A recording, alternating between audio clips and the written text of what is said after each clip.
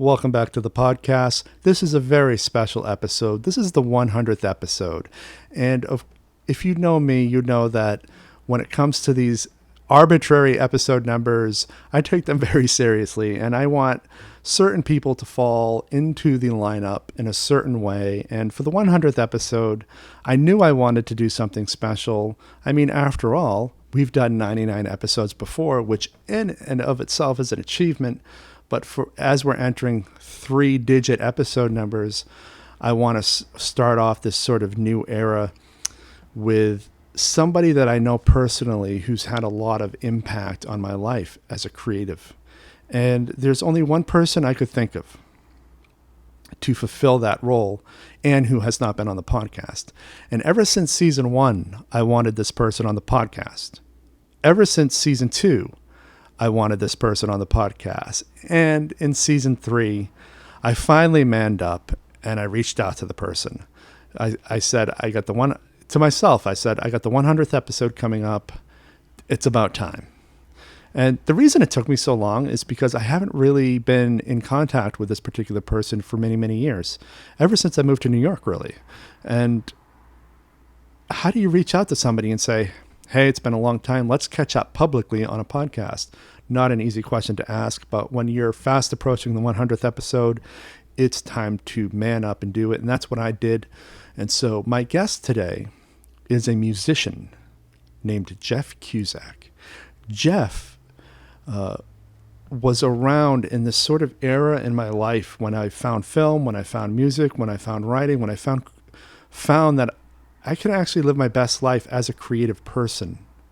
And he's sort of a great model for it. So between about, I'd say 1998 and 2003, this is sort of the era that I really knew Jeff. I knew that he was a transplant from Connecticut who was living on an island off the coast of Maine, that he was a musician. Later in that bracket of years, he would perform live performances at the restaurant I used to work at. And we would trade guitar notes on the public ferry that would take us to and from the mainland every day.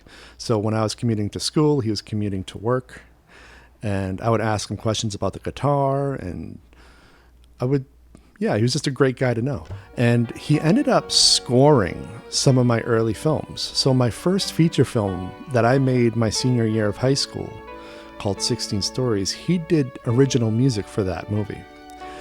And then in 2002, I made my short film Hero for a Day, and he did the original score for that movie, for the first version of that movie.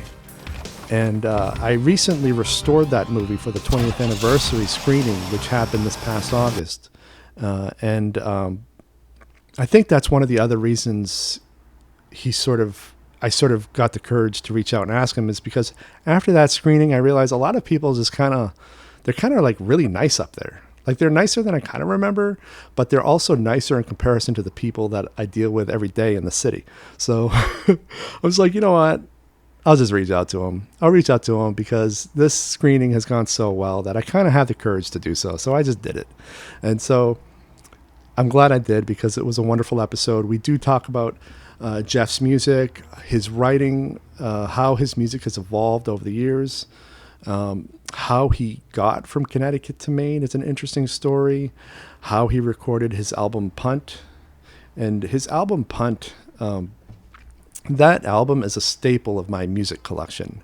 Whenever I'm migrating my digital collection to another computer, that's the first album I check to make sure it's there. Like, that's my barometer. If Punt is there, then that's okay. I don't care about all those Led Zeppelin albums, those Pink Floyd albums. Like, those can be reacquired if they have to be. They're available. But Punt is kind of rare at this point. And so I always make sure that I have it. And not only do I have it on my iPod, my iPhone, my iMac, and my editing system, but I also have 3 CDs of it. So I got my main CD, and then I got 2 backups. I got my backup of my backup. So his music is very beloved in this household. It's very cherished, and I'm so happy to have him on. One other interesting thing about his music is he covered, on his album Punt, he covered a song called No Sense. And No Sense, for those of you who've seen my movie Fractals, that song is the root of the entire score of that movie. This movie that I made over the pandemic, it's a feature film. And the whole score is rooted in this song No Sense, which was originally written by another Islander named Eric Anderson. But the only version of it that was available was a version on Jeff's album. But the main lick of the song, which I've always been obsessed with, went something like this.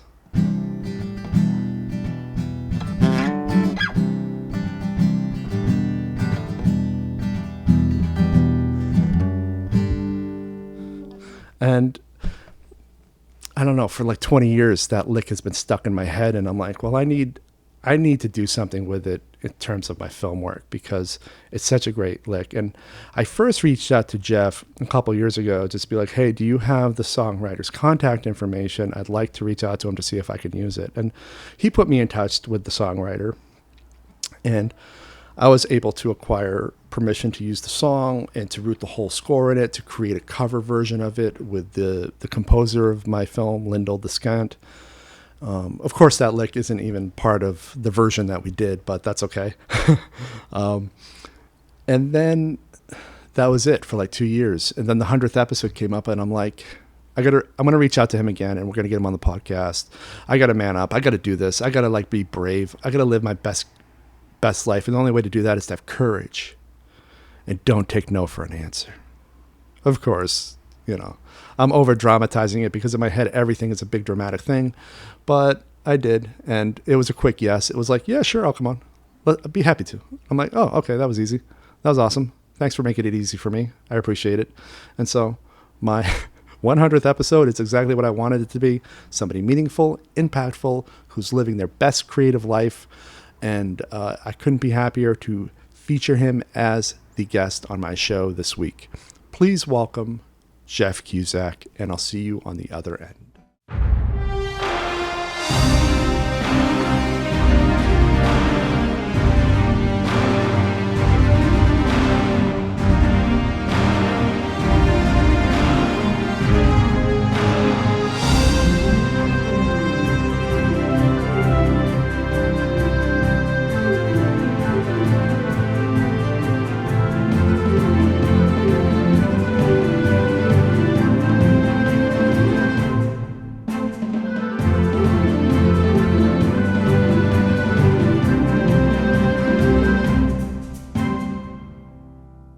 Eric. Hey, Jeff. How you doing? Long time. Yeah. How you been? I've been good. How you been? Not bad. Had my rocky road thing with being old, Hearts breaking down, and but I'm still kicking. You still performing? I haven't performed since February 2020 because of COVID. And I had some surgery, and these 3 fingers are numb. I don't feel the strings anymore. So I'm having therapy for that, and then I'm going to start playing again in 2023. So good. But I had a hiatus. Because, you probably don't know, but I had a kidney transplant years ago. And so I have no immune system, so I have to stay out of where people are crowded in and stuff. So most of my shows are going to be outside shows. Yeah, I didn't know that. Yeah. The only medical thing I remember is you had that bandage here at one point. Oh, yeah. That was a long time ago. Yeah. I had lymph nodes taken out there. Oh, that's what it was? Yep. That was a long time ago. Yeah. My head, like everything from like 1998 to 2003, everything lives rent free in my head. And I'm always thinking about that window of time. Yeah. Yeah. That's cool. Yeah. So it's good to see you. Are you still on Peaks Island? I am. Cool. You like it? Yeah. I do. I like it a lot. But I I occasionally I run into Taylor Barden. Not too often, but like once a year. on Peaks Island? Usually he comes out to visit to Cliff, and he'll usually call me and let me know when he's in town, and so I'll meet up with him like in Portland or something. Oh, cool. That's great. I've been trying to stay connected more and more with people because I lost touch for like 20 years, just slowly. Yeah. And I was there for the first time since like before the pandemic. I was on Long Island at the end of August because that film that Brandon and I made, the Historical Society screened it again for like 20 years after we screened it at the Spar. And so it was kind of a cool event. Nice. And it was weird seeing people, like all these like kids that I knew now look like hippies who are like in their 30s. Yeah, that's it. That's Long Island. Yeah. So thanks for coming on the show. Yeah, I was thinking like I'm approaching like my 100th episode. I'm like, I need to talk to somebody special for the 100th episode. So who's it going to be? And I've been meaning to reach out to you since I started this thing, but I just I don't know why I hadn't. Maybe nerves, because when you haven't talked to somebody in a long time, it's just like, will they answer my emails, that kind of thing. Right. And I'm like that with I'm like that with the friendliest people in the world. So you'll be 100 now. Episode 100. Right. At age 100. But I really appreciated you sending me those kind of unreleased tracks before this, because it was interesting hearing the rock version of Stronger Every Day. Right. I'm so used to the version that's on the album. Right. Yeah. Was that one of your songs that you wrote when you were like a teenager? I actually wrote that for my mother when she passed away, and I was I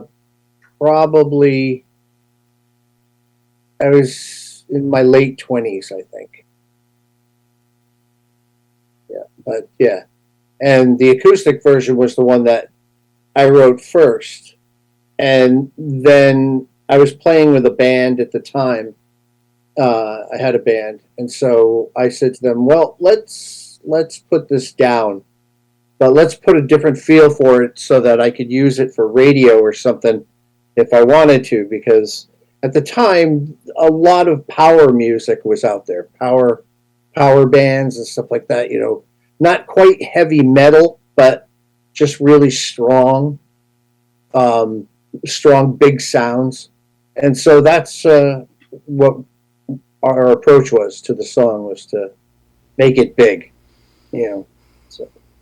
Do you experiment a lot like that? Like if you write a song on an acoustic guitar, do you always try to find a way to see what it's like when it's translated into more of a rock sound? Yes. Yeah, I do that. I go both ways. The song Two Souls, I'm not sure if I sent that one to you. That one, the version, if I did send it, the version that you heard is the original of what I recorded. And when I was working on tracks to do an acoustic album, which I never finished, that was one of the acoustic, and I ended up liking the acoustic version better than the band version. It had more soul to it,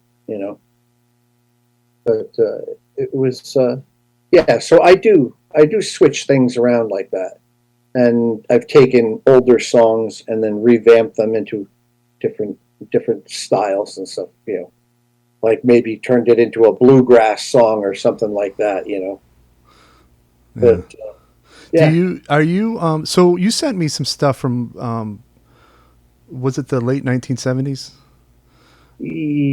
That's about. Well, am I dating you? No. One of the tracks, or two of the tracks that I sent you, was done around 1974. Oh, 74. Okay. Yeah, that was the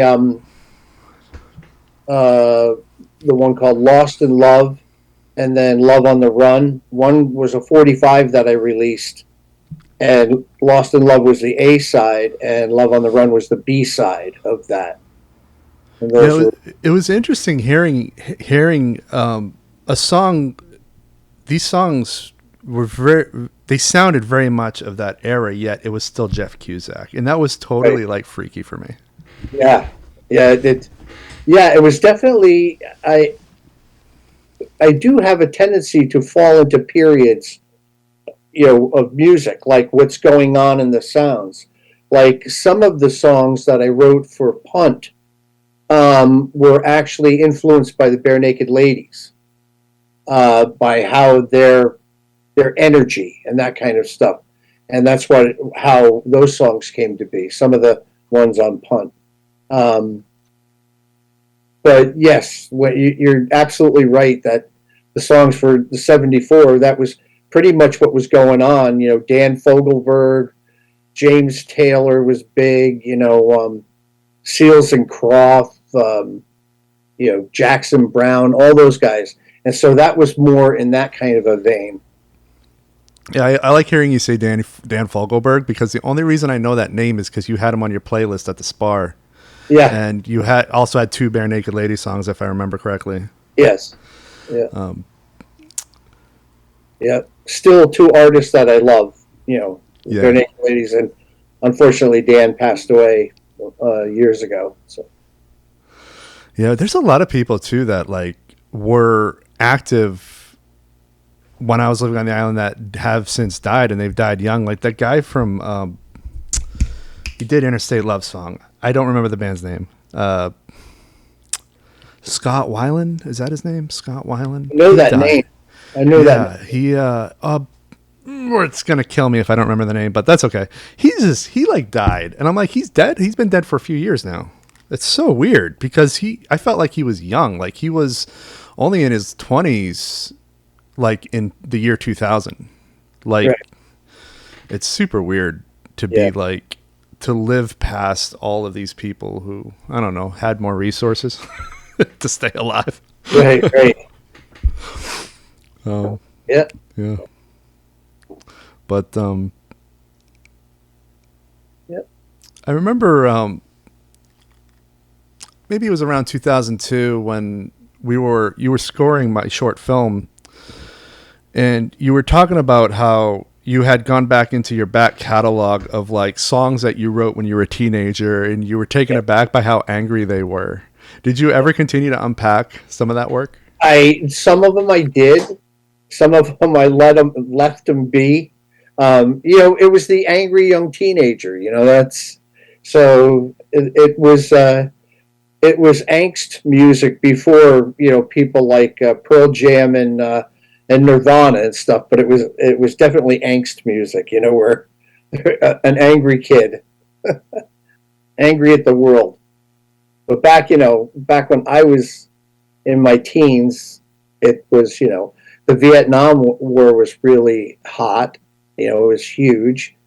I was at Woodstock in '69, so there was a whole different feel in the world then, and as I grew older, towards the age of 18, my draft number was like 19. So I was going to be drafted, and they were going to send me to Vietnam. And luckily, within the 30-day period when I had to report to the draft board, President Nixon abolished the draft. And so I got reaffirmed as like ready for service, but not needed to go. So there was a lot of things that, it made me angry because they were going to send me off to a war that I didn't believe in at all, and I had friends die in that war. And so it was just a different time for me then, but I was an angry teenager. Well, you had a right to be. I remember like hearing a concert. It was a recorded concert with Bruce Springsteen where he was talking about how all of his friends were taken, and most of them didn't come back, but the ones that did, he couldn't be friends with anymore because they'd all changed. Yes, absolutely. And that just sounds like a horrifying era to live in. Yeah, yeah. I had a friend who came back, and he, if a car backfired, he would go into these, like, he'd just go into another world, and he, start screaming and going crazy and stuff, and it was just really sad for him, he's not alive today, but he needed mental help years ago, but the stuff that they're doing now for veterans and stuff was never around there. If you were a little off, they threw you into a VA hospital and let you sit there and rot, pretty much, So, yeah, but it was a sad time, the late 60s to the early 70s. So. Yeah. I once worked with a guy at the Spar who was sure that that's why, like, the music from that era stands out above everything that's come after that. It's just because it was created in that moment of just anxiety and desperation. And yeah, there's a lot of tunes that are really speak to that whole era, back there between people like Joni Mitchell and, I think the Eagles were coming around at that time. But then you got the folk singers of the 60s who, like Bob Dylan and I already said Joni Mitchell. I'm trying to think of Tom Waite. He was one. So you got all these people who were really, some of them were political activists, but some of them were not. They were just, they told a story. They were poets and told a story, And so it was quite interesting. I used to play it a lot in coffee houses when I was like in my teens and stuff like that. There were coffee houses. I was living in Connecticut, and I used to play in one that was called Bubbit, a coffee house, and then I played at one that was in New Haven. Oh, I can't remember. I think it was something like The Place or something, but a lot of folk singers, and I met a lot of really talented folk singers, and it was really good. It was good for my career. Yeah. So you were in New Haven. So you grew up on the southern part of the state? I grew up in a town called Branford, which is about 8 miles east of New Haven. Okay. And it's a shoreline town. It's at the time when I was there, it was a quaint little town, not many people, but now it's all built up and stuff, and so it's a little different. But it kept its charm. The town center kept its charm. So. Yeah, I tend to just pass through the northern part of the state for the most part. Right. I don't get back there either. I mean, when we go to visit my daughter in New Jersey, we go through the northern part of the state and then head down to the Merritt Parkway, and then we go straight shot to New York. So. Oh wow, yeah. I even skip the Merritt. Like I'll go through the Berkshires and just kind of hit. I don't know if it's 84 or 81 or one of these. Yeah, it's 84. All the way to the Newburgh Beacon Bridge, and then I'll kind of go down the west side of the Hudson, and I park my car on the North Shore of Staten Island because it's all free parking. Oh, nice. Yeah, and they don't do alternate side parking in this particular neighborhood. Yeah. So I skip the densely populated areas when I drive. Right. Yep. But I've been doing this thing with my sister where every quarter we would meet halfway between Gorham, Maine and New York, and I would drive up to around like Hadley, Massachusetts, and Right. she'll drive down, and we'll do brunch, and then we'll drive back, and it's like a 1 day thing. Sure. Yeah. Yeah. Oh. I can see that. Yeah. The deal was though that she'd do it as long as she doesn't have to go through Connecticut, because all their highways are encompassed by Jersey barriers, and that stresses her out. Oh, right.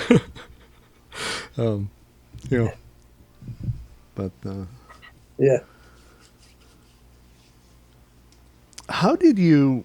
So, I'm interested in like how you came from Connecticut to an island off the coast of Maine, specifically the furthest flung island in Casco Bay. Like, this is the last island you can get to by Right. ferry. Right. Well, it all started. We had purchased a house on Sebago Lake, and we had been going, pretty much every other weekend or so back and forth between this house on Sebago and Connecticut. And at the time in Connecticut, I was working for a bank in Norwich, Connecticut, called Chelsea Groton Savings Bank. And they put on a program to train their officers of the bank to be better open and to achieve the things in life that they really wanted to achieve. And so little did they realize that one of my goals was to get the heck out of Connecticut and move to Maine. So I did. I did exactly that. I gave them my notice. I got a job at Maine Bank and Trust, which was a brand new bank at the time when I got there. And I got a job there. And I came up about 7 to 9 months before my family. And so I lived in the Sebago house.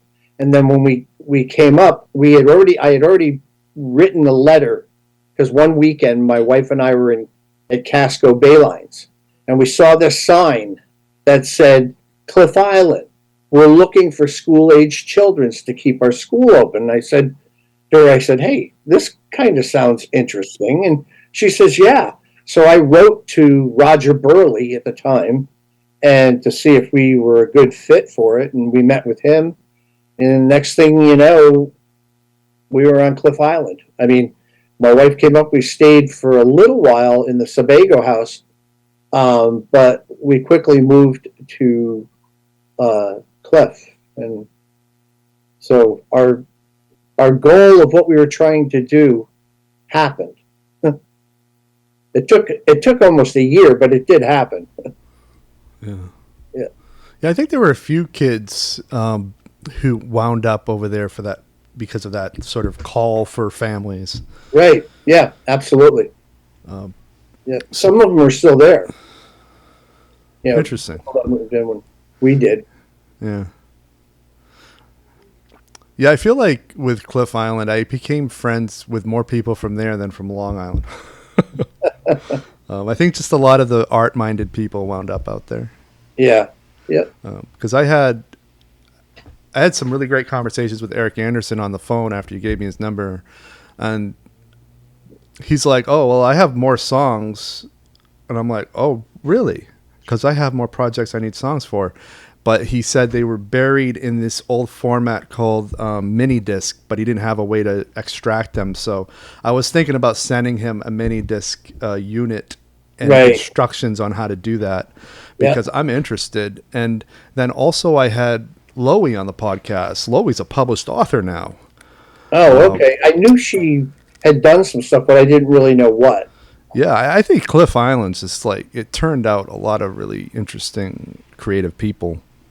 Eric is a great songwriter. He really writes good music. Yeah.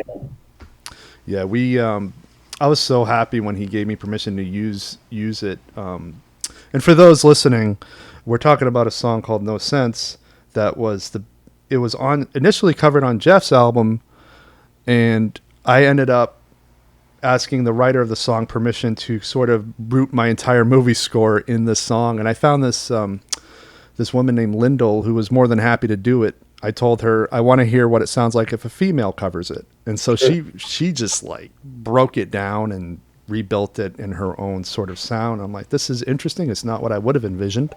And our whole movie score is rooted in this song that really the only version of it you can hear other than what's in our movie is on Jeff's album. And it's funny because Eric told me he didn't remember writing it. That's the only reason he gave it to me. He's just like, take it. I don't even remember writing it, so I can't He and I sort of, he had the structure, he had the whole song basically, and then I sat down with him and tweaked it, and we tweaked the song to make it a little more interesting and stuff. He was coming from like a Dave Matthews kind of angle, and I said, yeah, well, this song doesn't have that Dave Matthews feel. I said, but it's really good, so let's twist it up just a little bit.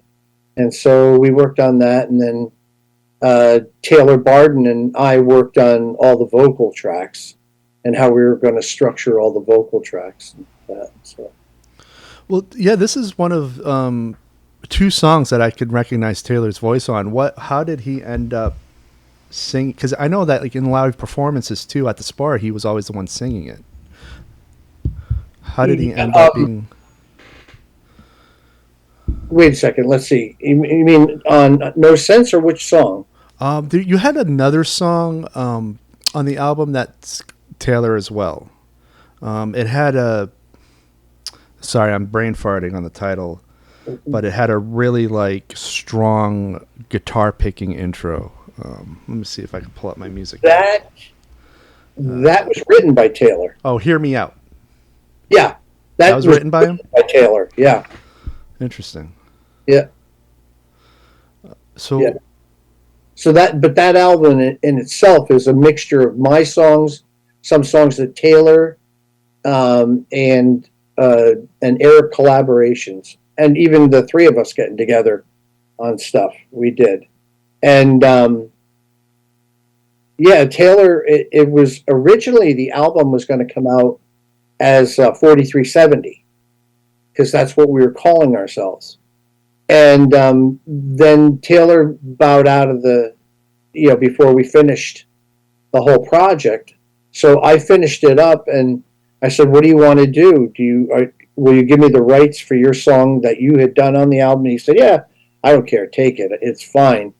And so that's how it became my album with the support of 4370, because the 4370 then became any members who supported me, who were my backup band. So it changed after Taylor Barden. Leslie Geister came, Katie Murphy came, Roger Robinson, Frank Lorino, Michael Floyd, oh God. So Leslie, Katie, and Michael, they're all on that album? No, they're not. They came after that album. Oh, okay. That album is pretty much Taylor, myself, Mai Mochida, who was a Japanese piano player from Berkeley, and the guy who is, his name is Warren. He goes by a different name now, and he's what do you call it? He's the drum master, or the scratch master for, I think it's Limp Bizkit or something like that, or one of those big bands. And he was the drummer, but he changed his name after the album. He's on the album and he's listed as Warren something, but he changed his name later on after the album. But I still keep in touch through Facebook with him because he tours all over the world. But he was the drummer. She was the piano player. Mike, I can't think of his last name, but his name is on the album. He was also a Berkeley player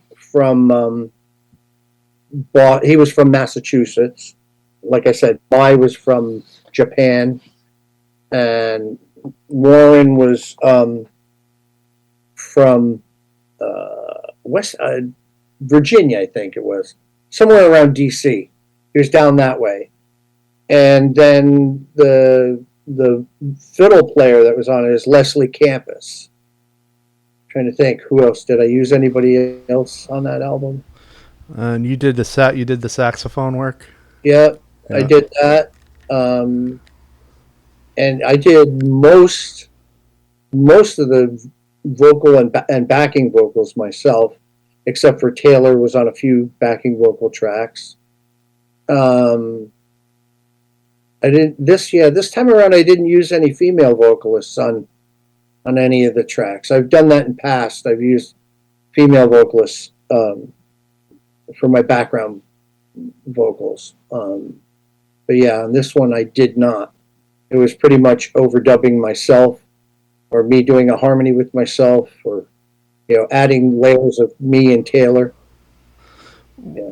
When you were recording some of these other musicians, like the fiddle player, you had to transport this person all the way to Cliff Island to record their work? We actually recorded that album in Connecticut. Oh. When I lived in Connecticut, I owned a recording studio called Sounds Edge Recording Studio. Oh, interesting. I owned it with a friend of mine named Dennis Nardella. And so what happened was, when I moved to Maine, I sold my share out to Dennis, and he owned the whole thing. And then what happened when I decided to put the album together, we all packed into like a Yukon, truck, SUV, and headed down to Connecticut and recorded it at that studio. And then it got mixed and mastered by Joe, at the recording studio here in Portland, or in Westbrook. Joe. I think I know who you're talking about. He was the lead guitar player for the Copters in Portland. Oh God, yeah. Terrible! I can't remember. I think his name is on the credits, on the album. But he mixed and mastered that. But the raw tracks and everything were done down in Connecticut at the old recording studio that I owned. Oh, interesting. I had always thought it was recorded on Cliff Island for some reason. No, nope. Because I knew you were building a studio out there at one point. I did. I was. And then we ended up moving before I finished it. I had everything. The sound room was in, everything. I had quarters upstairs in the barn to where people could come and sleep while they were recording and everything. But I never finished it. We moved off the island. And so, with the songs from the album, when you were performing it with the subsequent band members of 4370, I should actually mention, I think this is very cool that you called it 4370. For those of you interested, 4370, I know straight away is a reference to the coordinates at the very entrance of the Gulf of Maine, which is where Casco Bay is located, and I think it's cool that you called it that. But when you were performing with Mike and Leslie and Katie, and I only say their names because I know who you're talking about, because they're all Long Island people. But what songs from the album were you performing with them regularly, and did you have to rearrange any of those songs to fit sort of who they were as musicians? We mean off of Punt. Yeah, okay. We continued to do If I Could Only Be Dreaming. My Grandfather's Field, I think, is the other song. Oh, God. I haven't listened to the album in so long. Let me give you the track listing. There was the one where the fiddle player played in it. That one we kept, where Leslie Campus played in it. I think the Field might have a fiddle in it. There's My Time to... Okay, so it goes, If I Could Only Been Dreaming, No Sense, The Way Life Should Be, Hear Me Out, My Father's Son, Shipbuilder, The Field, My Time to Live, Stronger Every Day. Okay, hold on. Okay, so we didn't continue to do No Sense. We continued to do If I Could Only Be Dreaming, It's My Time to Live, The Way Life Should Be, and I think there was one more. read that track again to me? What it was? Um, Just go down the list. If I could only be dreaming, no sense. The way life should be. Hear me That's out. me. Nope, that's Taylor. My father's son. That's me. Shipbuilder. That's me. Oh yeah, that was a Yep, dope so that song. one was all the ones that were written solely by me. They continued and translated into whatever 43.7 morphed into at the time. So whatever players came to play with me. So we would rearrange the songs. Like I said, some of them would end up sounding like a bluegrass song rather than what you hear on the album. So yes, they did. They did morph. As the different players came in, because I always like to have the musicians that play with me have total artistic freedom to do whatever they think they should do, and take my song and do whatever you think you should do with it. Because it'll only make it better. So I've always felt that way. So that's how come as members changed, so did the songs. Just the feel, the skeletal structure of the songs stayed the same, but the instrumentation caused different feels in the song. So it almost, like I said, some of them ended up sounding like more like Union Station rather than 4370. So but yeah, so that's what happened with the songs post album.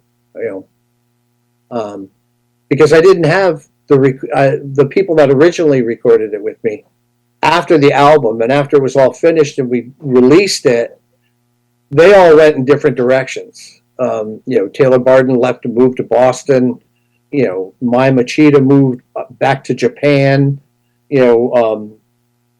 And like I said, Warren went off to play with he's a huge star now, and so it's everybody just disbanded. So then I said, okay, well, let's put this thing back. Let's put something back together, and it started with just myself, Leslie Geistert, and Katie Murphy, the three of us, and then Michael Floyd called. Oh no, he didn't come in the next, but then we needed to play for the anniversary of Long Island's secession. All right. So I said, oh, we can't just do it with three people. We need to have something. We need a bass player here. So Roger Robinson from Great Diamond came over and played. Then it was Katie, Leslie, me, and Roger.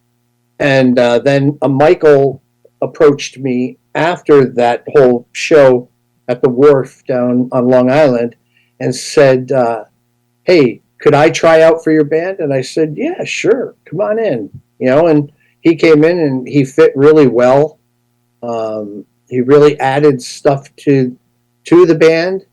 He had a synth guitar, which was really awesome, which he, like when we used to do songs like by Bob Marley and stuff like that, his guitar, he could make his guitar sound like steel drums. And so it was really cool. I mean, he added a whole different dimension to the sound just by this one guitar. And he had a special rigged pickup on, what's the,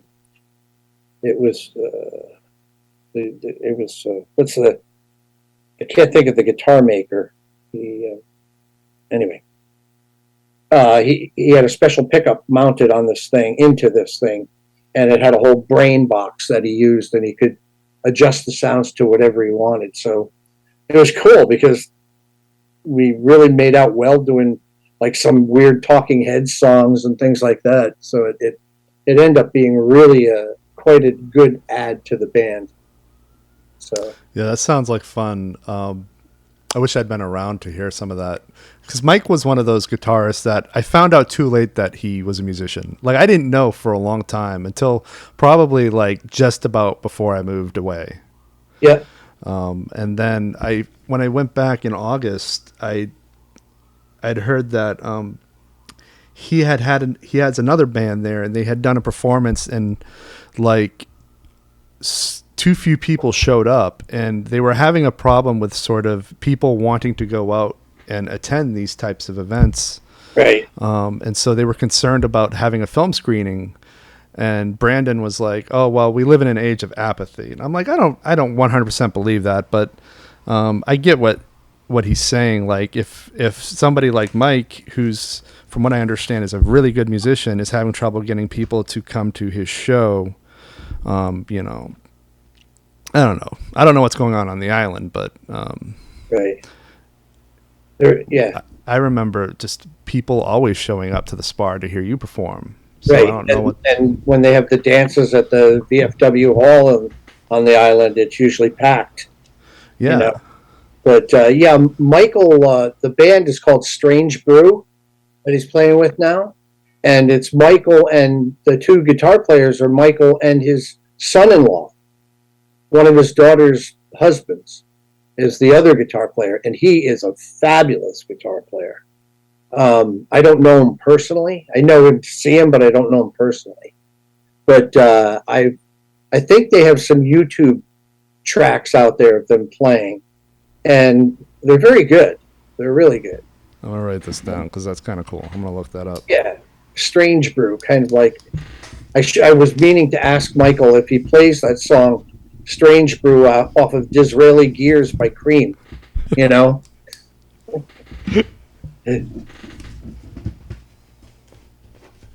But yeah. So everybody seems to, you know, Roger still plays. I don't know if Leslie and Katie are still actively playing. I know they were after I kind of left and decided I wanted to start a different band. And so I got a guy named Chad Soroy and Andrew Furman, and then Frank Lorino, who's been my drummer with me ever since right after the Punt album was done. I met Frank Lorino, and he's been my drummer ever since. And so he travels from band to band with me, but yeah, so we did that one. We did that version of the band with the four of us, and that went on for quite a while, quite a few years, and then it was right around just a little before COVID hit, and we kind of like we couldn't get together to rehearse, we couldn't get any gigs, so we all just sort of said, you know, and walked our separate ways, and Frank still was playing in a jazz band down in Portsmouth, New Hampshire. And the other two guys started another band called the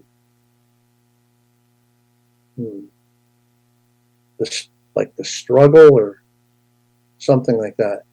And they're pretty good too. They opened for some big name band at Thompson's Point here in Portland just recently. But yeah, but you know, over the years I've been in, you know, had so many different musicians back me up that, you know, were very, very talented, and some went off with super careers, and others are just like me. They're just playing around, just keeping it going, playing as much as you can. But, yeah, I call it the art for the sake of it life. Right. Yeah, I don't consider myself a person with a career of like really in any medium, but I sort of find a way to keep doing everything that I want to do. Right. And I feel like that's the spirit of Casco Bay in general. Yeah, it really is. I mean, as long as you do what you like, what you love, or whatever, it's all good, you know. Yeah. Can I ask you some questions about? You said you hadn't been able to really play guitar because your fingers aren't able to feel the strings. Yeah, these last string for finger. Are you finding a way to? I'm relearning. Yeah. I'm reteaching myself to play, like finger pick with 3 fingers rather than using all of them. And because they're really like numb, they get in the way when I'm strumming. So I have to learn how to strum without them hitting the strings. I don't feel them hitting the strings, but you can hear what's happening. So I'm adapting. That's why I said probably I'll be back out performing again in 2023, because I think by then I'll be able to have, gotten my fingers back in shape, and maybe these things will start to liven up again, or wake up and work. So, are you anticipating that they will? I'm hoping so, because I'm being sent to a neurologist and the people that I talked to said that they can do like electrical stimulation to get the nerves to start functioning again. So that might be part of the treatment, in order to get them to, fire the nerves back up.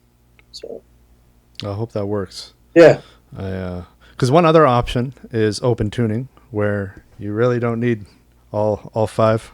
Right. You can reinvent everything in open tuning. Right. Yeah. It's funny because I very rarely use open tunings. I used to years ago, but then I got tired because in the younger days, I'd have to carry 4 guitars with me to every gig, because one was tuned in C, one was tuned in D, and so as you're switching songs, you're switching guitars. And then I said, wow, I need to make this more compact. I said, I can't be carrying all these guitars with me all the time. So that's when I said, I taught myself all the songs that were in open tuning in standard tuning. And now I carry 1 guitar with me, and I just play. And I got this from Bruce Coburn, the style of how to do this and how to make 6-string stuff sound like it's open tuning. And it's been pretty successful for me. I mean, hardly anyone ever notices when I'm playing a song that it's not the open tuning, because of the way that I'm playing it. It's just the technique that I've been using. Like I said, it's a technique I kind of stole from Bruce Coburn. By watching him and listening to him, I said, I know how to do that, or I can do that. Yeah. So. Yeah, there are several like songs that are originally done in open tuning that I just won't do them as they were originally done. I'll figure out, like, even if I have to use a capo and retool the whole thing, right? Because it's a pain in the ass. I remember seeing on the Late Show, one of the late shows, I don't remember which one. Maybe it was David Letterman or someone, but they had brought Led Zeppelin back for the Kennedy honors, and they had they put a picture up of like all these guitars on a stage, and the host was like, do you really need all those guitars? And Jimmy Page goes, yes. And he could recount exactly which guitar was for what song, because they were all in different tunings. Right. He's like, this one is for these 3 songs, and then this one over here, that's for that one song, and we might not play this one song, but sometimes the audience wants it, so we keep the guitar around. Like, it's just, and he, from like decades ago, he remembers what every guitar was for. Oh, absolutely. Yeah, I could understand that. And you do. Yeah, I mean, you get to know your guitars. They're, it's like your extra musician friend that's going to come in and sit in. You grab this guitar that's tuned in C, which is a real strange tuning, or the standard one is open D or dadgad, which is a very Irishy kind of one, or open G's and stuff like that. You get to know which guitars are associated with which songs without even thinking about it. It's just, oh yeah, that's the 714 for that song, and it's the 412 for this song, and but yeah, you do. And I mean, of course, you talk of people like Led Zeppelin and those guys. Well, they have so many roadies and people, carrying 50 guitars around with you is not their problem. All they have to do is show up on stage. All that stuff is ready and waiting for them. But when you're someone like me, you're toting around all these things, and yeah. So out of necessity, I wanted to scale down. So I relearned all the open tuning songs in standard tuning. So, but that was a challenge in itself too. So, but it worked. You know what I've been looking at recently? How to build them. I started out by rebuilding an old Yamaha electric guitar from scratch. So I got this $20 like Yamaha, it looked like the one I used to have, black with a white pickguard. Right. I took it all apart, threw out the electronics, scraped it down to just a wood block, and I just started rebuilding the whole thing. Right. And it's weirdly easy to build an electric guitar. Yeah. Have you ever looked into doing something like that? I've changed the guts around in electric guitars, and I've changed necks, but I've never actually built one myself. And that or an acoustic. I've done the same thing. I've reset and taken necks off of the acoustics and stuff like that, and gone inside and fixed bracing issues. Oh, interesting. But never actually built one. I feel like if you're doing that already, you could probably build one. I think if I had a wood shop, I could do that, in time. I probably could do it, but I don't have either. Yeah. I started doing it because I was trying to find a way to get back into it. I don't know. Past 20 years, I never really played guitar much. Ever since I moved to New York, I went through them, and then whenever times got tough, I'd sell them. But I finally, over the past, 7 years or so, I started finding my way back to playing regularly. And one of the things is I get really obsessed easily, obsessed to a point where, I need to do this. The reason I haven't made as many movies is because I get obsessed with cameras, and I can't make a movie without this specific camera. And I've kind of gotten to a point where I'm allowing myself the guitar obsession, only rather than buying them, I have to build them. So if I want a Les Paul, I have to build it, and then I have to figure out what I'm going to do with it. Or maybe I should know what I'm going to do with it before I build it, or something like that. I try to rationalize the expense of building something. Yeah. It's totally evolved into this weird thing where, I don't know. I've always watched my obsessions. Now I'm allowing myself to be obsessed again. Yeah. Yeah. I have a friend who originally he started out doing design work for Takamine guitars, and eventually they have his own line of Takamine guitars, which he built, and every time he builds a new one, he always sends me a promo of it, showing me that I play Taylors, but I think he's trying to convince me to switch over. But I've been a Taylor person for years. In my early days, I played Martins, and then I picked up a Taylor, and I started playing it, and I said, this is absolutely the guitar I'm going to play for the rest of my life. And at one point I had about 10 of them, and now I think I'm down to three or four. But I got rid of all my Martins, my D28 and stuff like that, and I got rid of all that and moved over to Taylor, and I've never changed since. That's really interesting, because I remember you bringing the Martin always whenever you were at the Spar, and Taylor always had a Taylor, and that's how I remember your setup. And I'm like, why doesn't he play Taylor? Because I always thought the Taylor guitars played so beautifully, and whenever I'm visiting Sam Ash, I go straight to the Taylors first. Yeah. Just because I don't know what they're doing down there, but they make them right. Yeah. Well, in the beginning with Taylor and Taylor was playing my Taylor, and I was playing another guitar, because he didn't have a guitar at the time. He had an old beat up thing, but it was god awful. And so I said, we can't play out with you playing that thing.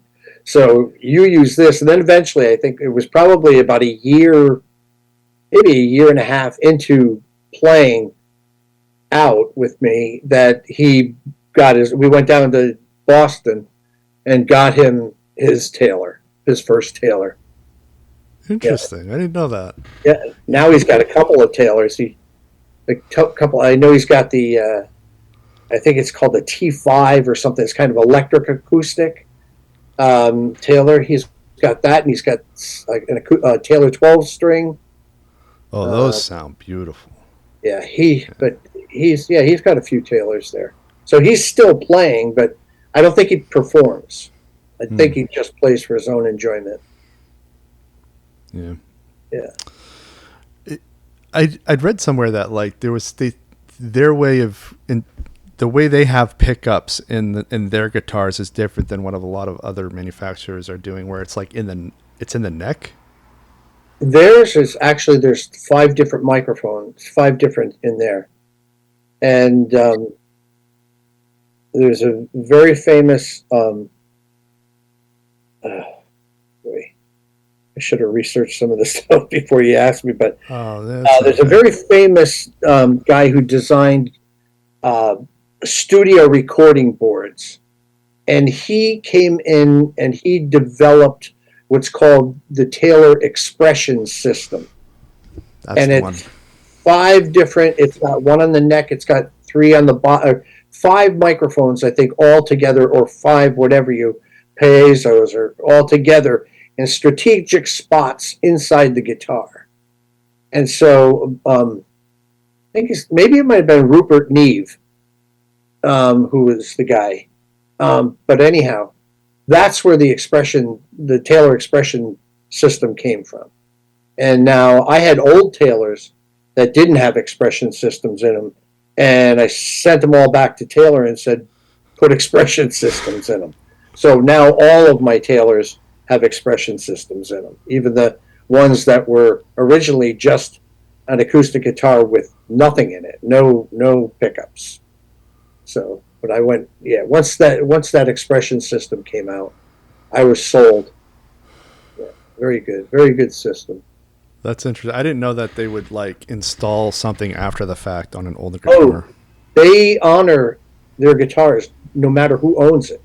I could sell mine to you, and you could have something go wrong and send it back, and they'll honor it. They'll fix it. They stand behind their guitars. They don't ever want anyone to think this is a crummy guitar or whatever, or you can't get any service on the thing. Yeah.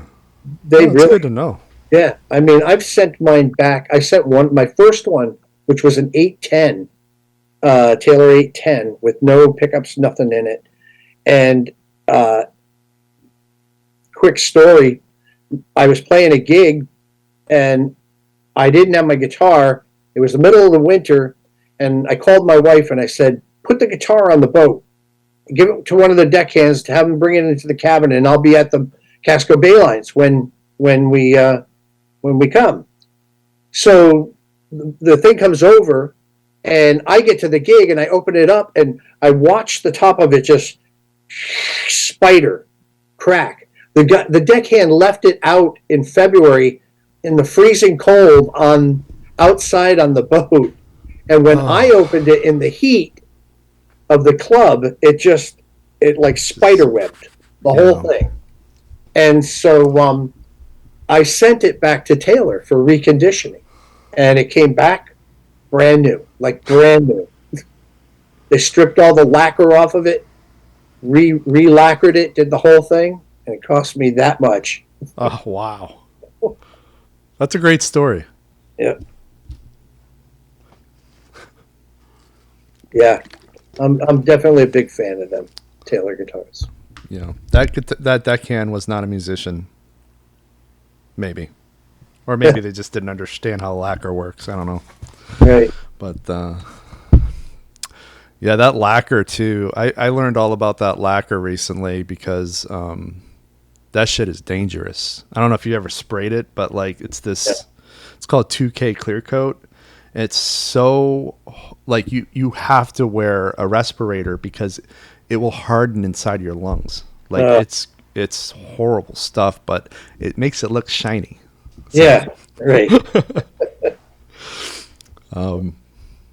Yeah, that's sort of an extended answer to your first question when we connected. What have I been up to? Right. Yeah. So, well, that's good. I'm glad you still dabble in it. Yeah. It's always good.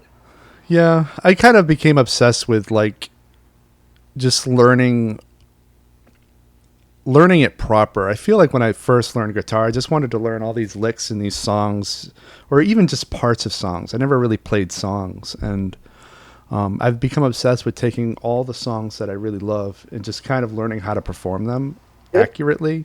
Mm-hmm. One song that I recently realized is actually a much more complex song than people realize. It's the song Jack and Diane. Yeah. It's 3-chord song, A, E, D. Right. But the way it's done is in triads, and it's a multitude of different triads across the whole neck, depending on whether you're singing the verse, the chorus, or the interlude. Exactly. It's fascinating. Yeah. Yeah. That's another good writer, John Cougar Mellencamp. Or John Mellencamp now, I guess. I don't think he dropped Cougar. He dropped the Cougar. But there's a great story to it where like this guy, David Bowie's guitarist, kind of took his 3-chord song and built all that guitar work for him. Hmm. I don't know if you know that guy, Mick Ronson? Have you ever heard of him? Ronson? Yeah. Guitar player? Yeah.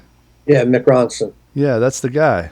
Yeah. He's the one who did all the acoustic guitar work on Jack and Diane. Oh. Huh. And you can tell too, because like when John Mellencamp plays that song now, he plays it grudgingly, and he plays it in the key of G with basic G, D, C, because he knows that the audience is going to sing, and it's easier, I guess, just to do it that way. Well, in a lot of cases too, you have to look at it. He was probably a teenager or very early 20s when he wrote the song. So as you get older, your voice changes, and you need to change your songs around.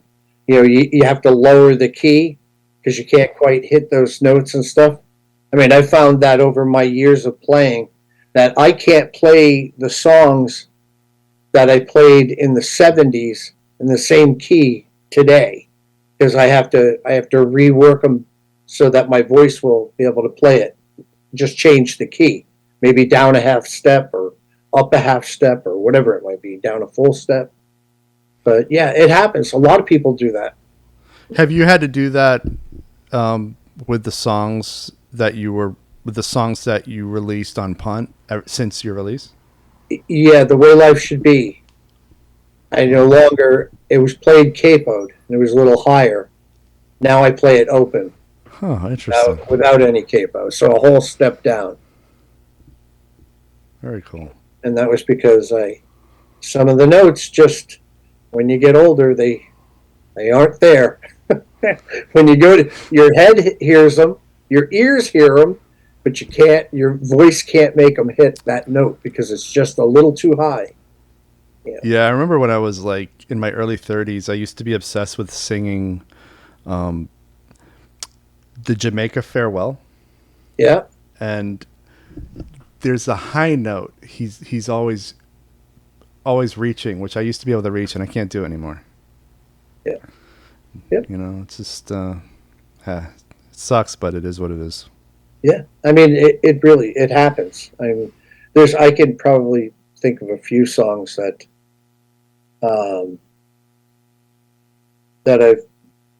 I've changed from the original key to a lower key.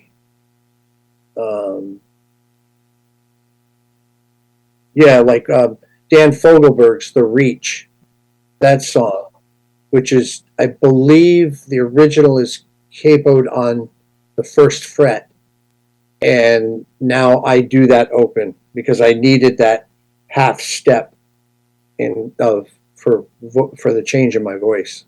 So, but yeah, yep, it's not uncommon to go to concerts and if you're aware, you go, hey, why are they playing that in this key instead of their original key? And it's all because probably the voices. Yeah. I noticed that with The Who too. I keep forgetting that like I see these shows sometimes. When I first moved to New York, one of my first employments was with Virgin Megastore. And so they would send me to these concerts. So like they sent me to Meatloaf and the Who, and the Who sounded completely different. Just they didn't sound like the Who. Interesting. Yeah. Yeah. But I still like to say that I went. Absolutely. I remember you having a kind of a funny story about like Woodstock, where like you bought the tickets and then you went and there was nobody there to take your tickets. The fence was already knocked down. They knocked down the fence. I always remember that when people talk it became about a free Woodstock. concert at a certain point. Yeah. Yeah. I spent some time in the Hudson Valley, and there's this town called New Paltz. You ever been there? Yeah, I know where it is. There's a university there as well.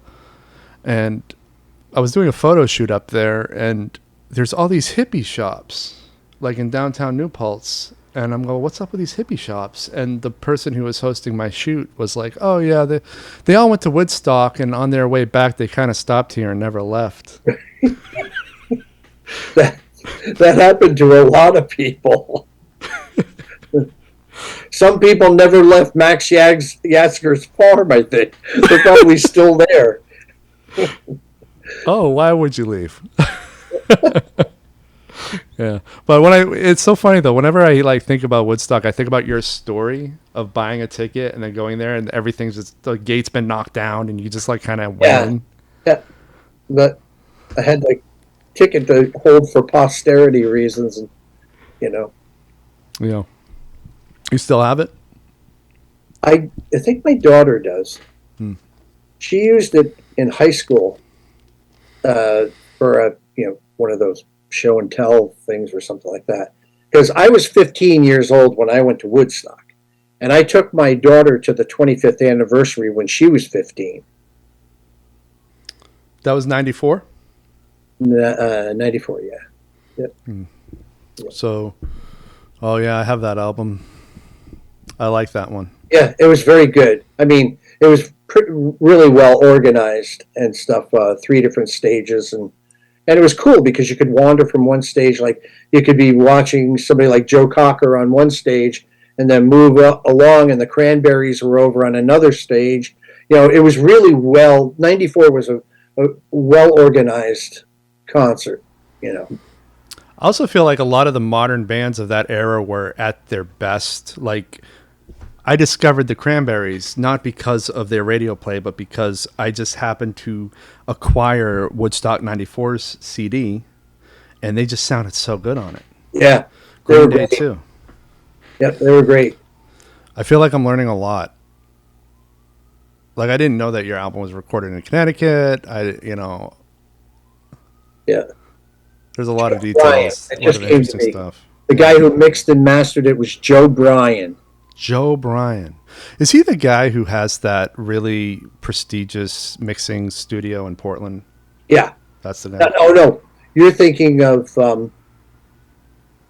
Gateway Studios, and that's Bob Ludwig. Oh, yeah, Bob Ludwig. That's where like Eric Clapton and... Yeah. I see his name all over the place. Everybody in their name. Elton John, they all come and master with him. Yeah. Because he was one of the places where like every 3 months I would drop off my resume. I'm like, I want to learn what you do. And then, he's done like, I think 3/4 of the music collection that I have. Oh yeah. I mean, he's huge. I mean, he's huge. He was big when he was in New York City, and then he decided he didn't want to be in the city anymore, and he is actually from Westbrook. And so he moved back to Westbrook and started the studio on Cumberland Avenue, Gateway Studio on Cumberland Avenue. I didn't know he was from Westbrook. I'm from Westbrook. Yep. He was originally from Westbrook. You know who else is from Westbrook? Who? Kevin Eastman, creator of the Ninja Turtles. Oh, God. That's interesting. That's a fact I didn't know. Yeah, it's so random. And the Rustic Overtones, of course. Right. Yep. Westbrook turns out some creative people. Yeah. Well, there's a lot of creative people that come out of Maine, period. Yeah. There's a lot. Yeah, and I feel like that's the through line that we're sort of finding here is like Maine is a very creative place. It's a very collaborative place too, and the islands specifically. I love that hearing like all these people from these islands is kind of coming together to perform. I think that's the spirit of creativity. Right. Yeah. But yeah, how do you feel about being the 100th episode? Good. I'm not 100 years old, but 100 is good. It's good. Nice round number.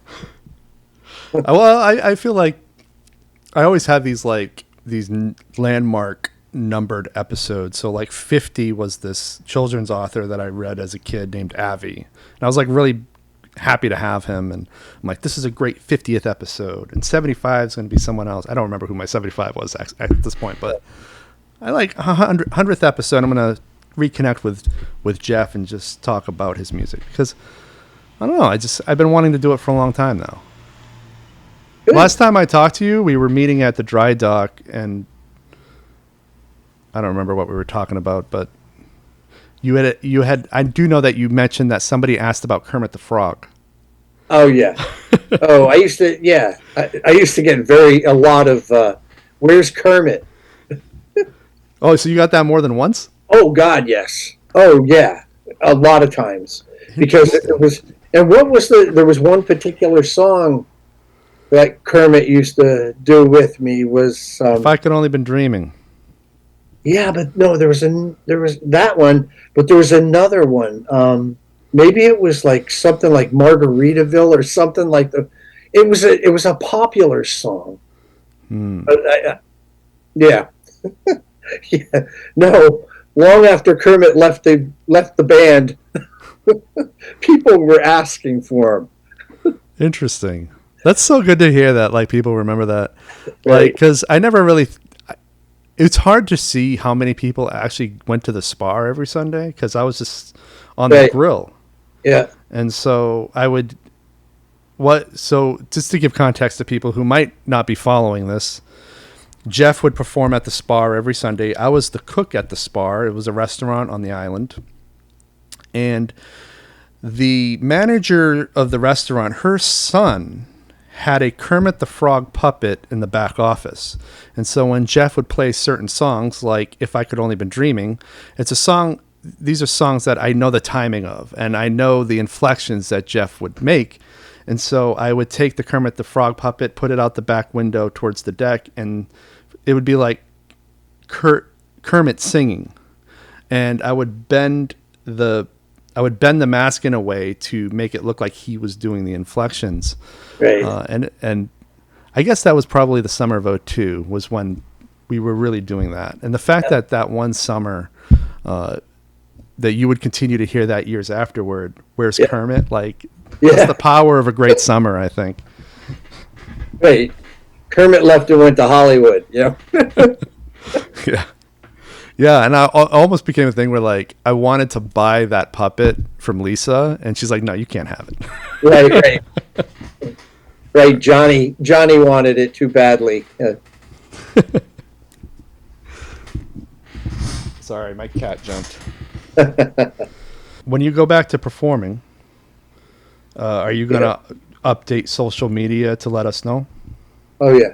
Yeah, things will be coming out and stuff like that. I'll have at this point I'll have more people to actually like record my performances. I have some things on YouTube, not too many, but I have some things on YouTube that people have recorded over the years. There used to be a guy from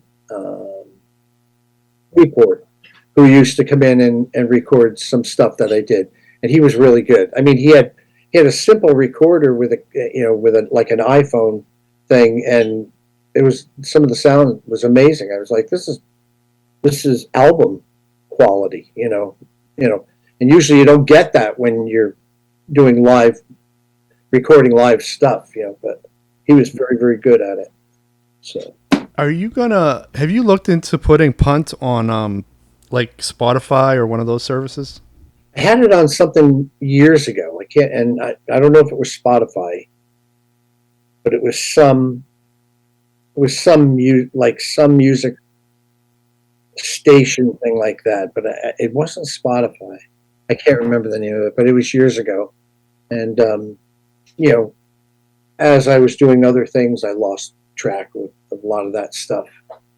You know, just as like when you asked me to do this, that's when I said, oh God, let me go dig back in my archives and see what kind of stuff I still have, you know, that I had done in years ago and stuff. And I was surprised. I came up with 6 or 7 songs, you know. But I'm sure if I go back to my friend in Connecticut, there's probably reels and reels of songs that have been recorded but never anything done with them. And they're sitting in their cases in his controlled atmosphere room that he keeps all his master tapes in. So we want to hear it. Well, at least I want to hear it. Yeah. Well, hopefully someday we can. Right. Yeah.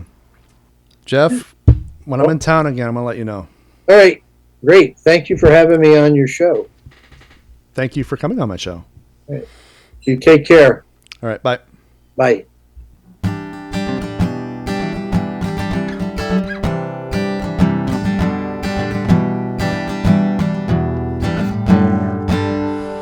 And that was my conversation with Jeff Cusack. His album is Punt. I'm going to put a link to his website and his social media page, just so you can get in touch with him if you want to, and we'll go from there. If he releases his work digitally through Spotify or something, I'll definitely update the links in the future, because I do love his music. I think a lot of you out there will appreciate what he does as well. And thank you. Thank you for celebrating the 100th episode with me, and I'll see you on the next round.